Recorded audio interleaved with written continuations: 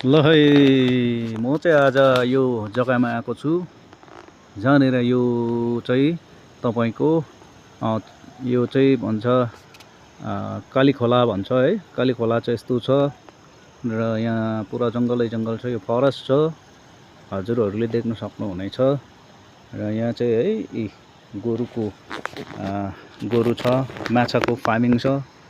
अनि तपाईले देख्नुहुन्छ यो डल्लै माछाको फार्मिङ हो।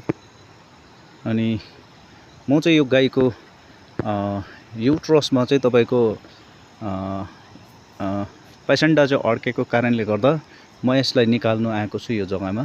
र म एउटा एनिमल हस्बेन्ड्री डिपार्टमेन्टको मान्छे भएको नाताले गर्दा मेरो साथीले मलाई पेसेन्डा ननिस्किएर 2 दिन भएको कारणले गर्दा म आएको छु। तपाईले देख्न सक्नुहुनेछ यो चाहिँ माछाको एकदम फार्मिङ है। यो चाहिँ ट्राउटहरू हुन्छ यहाँनिर चाहिँ ट्राउट माछाको फार्म हो। तपाईले देख्न सक्नुहुन्छ मेरो साथीको हाम्रो सुभाष साथीको। र सिरी गोरु चाहिँ तपाईले देख्नुहुन्छ यो सिरी गोरु हो। सिरी गोरु चाहिँ यस्तो छ, सिरीको चाहिँ अलिकति जुरो निस्किएको छ र यो चाहिँ सिरी तपाईले देख्न सक्नुहुन्छ सिरी गोरु। र अहिले म है तपाईहरुको अगाडि छु र यो जग्गाहरू यस्तै छ, यो ठाउँहरू यस्तै छ।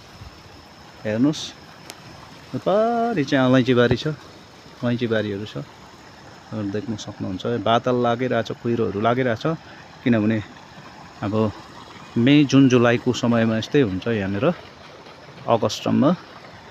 तपाईको माछा फार्मिङ चाहिँ यस्तो छ, माछाको कुवाहरू है देख्न सक्नुहुन्छ तपाईले, यस्तो छ। र यहाँबाट उँभो चाहिँ भुटान जान्छ है। मलाई गोरुले एकदम खेद्दो गर्दैछ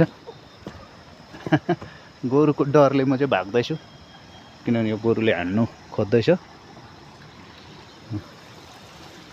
है। हाम्रो सुभाष साथीको घर चाहिँ यस्तो छ यहाँनिर। र हाम्रो यो सानो भाइ पनि आउँदैछ।